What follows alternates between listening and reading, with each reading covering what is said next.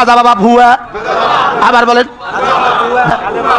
খাজা বাবা ভুয়া, আবার বলেন চ্যালেঞ্জ তোলো, পৃথিবীকে চ্যালেঞ্জ তোলো। জবান পচা, এই জন্য তোমরা আল্লাহর ওলিদেরকে ভুয়া বলো।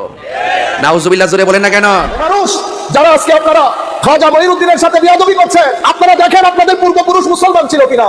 আমার খাজা যদি না আসতেন, আল্লাহ পাক জানে এই গর্তির মধ্যে আমরা এখন কোন রকমের থাকতাম। বুঝতে পেরেছেন? যিনি কলমা পড়াইলেন, এখন আপনি তাকে চিনতে পারতেছেন না। মনে রাখবেন, যতদিন পর্যন্ত আল্লাহর ওলিদের সাথে বিয়াদবি হবে, সৌদি আরবের টাকা, মিডল ইস্টের টাকা যদি এখানে ঢেলে দেন, সম্মানের আসলে অধিষ্ঠিত হতে পারবেন। বন্ড মাজার পূজারি, কবর পূজারি, বন্ড সুন্নিরা যে খাজা বাবার কথা কয়, এই খাজা বাবা 100 বার বুয়া, বুয়া বুয়া বুয়া, 100 বার বুয়া। এই খাজা বাবা বুয়া। সে বলেছে খাজা বাবা নাকি ভুয়া। আপনারা ভিডিওটা দেখছেন নি? আরো যারা বলেন না দেখছেন কিনা? আপনাদের কাছে কি খাজা বাবা কি ভুয়া মনে হয়? হ্যাঁ, খাজা বাবা কি ভুয়া মনে করলে ইমান থাকবে? আরো যারা বলেন, এই দেশে কি কোনো নবী আসছে? এই মিয়া, ভারত উপমহাদেশে 90 লক্ষাধিকেরও বেশি মানুষকে মুসলমান বানাইছে। আর তুমি মোল্লা কয়জনকে মুসলমান বানাইছো? তুমি তো খালি টাকার ধান্দায় ঘুরো। কিসের ধান্দায়? বড় লোক কোটিপতিকে টার্গেট করে করে তাদেরকে কোন কথা দিয়ে তুমি গায়েল করে পকেটে টাকা ঢুকাইবা, তুমি তো সেই ধান্দা করছো। আরো যারা বলেন না কেন? মঈনুদ্দিন চিশতিকে ভণ্ড বলে, তাহলে এ কত বড় কাফের হতে পারে? এত বড় মা কি পৃথিবীতে আর আছে? তোর মা কি এইভাবে ওযু করে দুধ খাওয়াইছে নাকি? তোর মা যদি এইভাবে ওযু করে দুধ খাওয়াইতো, তোর মত নাপাক ছেলে খাজা বাবার বিরুদ্ধে বলতে পারে। আমি এই শব্দটাই বলেছি, আমি শুধু এটাই বলেছি, খাজা মহিউদ্দিন আজমিরি তিনি তো আছেন আজমিরে, তার বুজুর্গে যে আমাদের কোনো সন্দেহ নাই, তার কামালাতে আমাদের কোনো সন্দেহ নাই, তার দ্বারা লক্ষ মানুষ মুসলমান হয়েছে, এটাও আমাদের কোনো সন্দেহ নাই। লেকিন তার নামে সিন্নি রান্না করা, তার নামে চান্দাবাজি করা, তার নামে ধূর্তমি করা, তার নামে গাঞ্জা পরিবেশন করা, তার নামে ল্যাংটা হওয়া, তার নামে গামছা গায়ে দেওয়া, তার নামে চুল রাখা, তার নামে জট রাখা, তার নামে হাজারো ভণ্ডামি এদেশে আসরা নাই। আপনি কি বলেন এরাও কি পীর? এরাও পীর হইতে পারে? আচ্ছা, যে পীর নামাজ পড়ে না, ওই পীরকে আপনি খাজা বাবা বলবেন? আর ওই পীরের সমালোচনা করলে এটা কাফের হয়ে গেছে গা? কি হয় তাহলে? খাজা বাবা আমার হযরত মাওলানা মুতালিবুস সালিহ নিজে বলেন। আচ্ছা, খাজা মহিউদ্দিন আজমিরি রাহমাহুল্লাহ তাআলা, মূলত খাজা শব্দের অর্থ কি? খাজা শব্দের অর্থ জনাব। খাজা শব্দের অর্থ কি বলেন?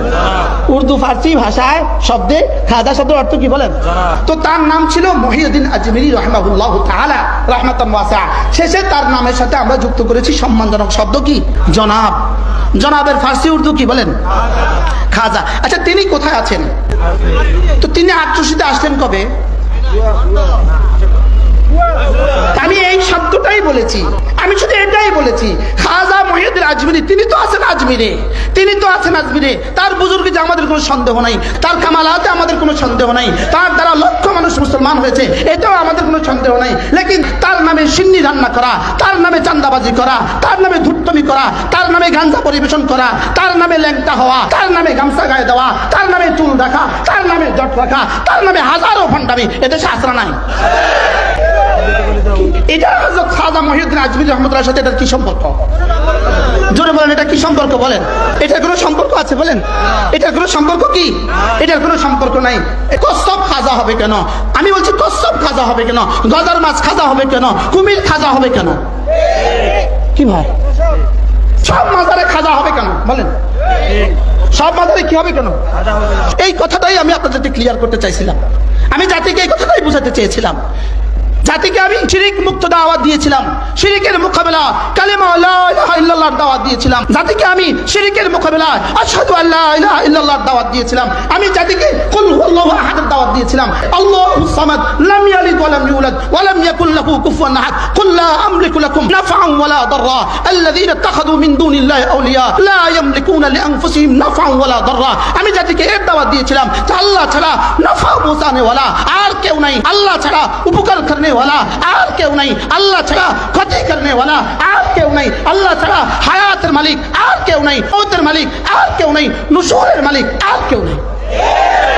আমি এটা বলছিলাম জাতিকে, জাতির সামনে কালেমার আওয়াজ তোলো, তাওহীদের আওয়াজ তোলো, তাওহীদের খালেস জাতির কলিজায় বসিয়ে দাও, তাওহীদের খালেস জাতির কলিজায় বসাও। এই ছিল আমার বলার উদ্দেশ্য।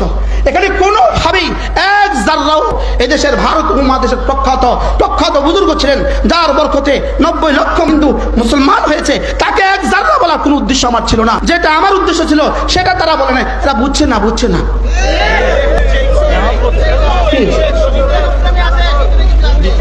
এরা না বুঝা বলছে মাফ। এটা কি বলছে বলছেন কি ভাই? এই জন্য মূলত মাকসাদ হলো যে এই কথা শুরু করে দিছে এই কথা এদের পেটের সমস্যা আছে।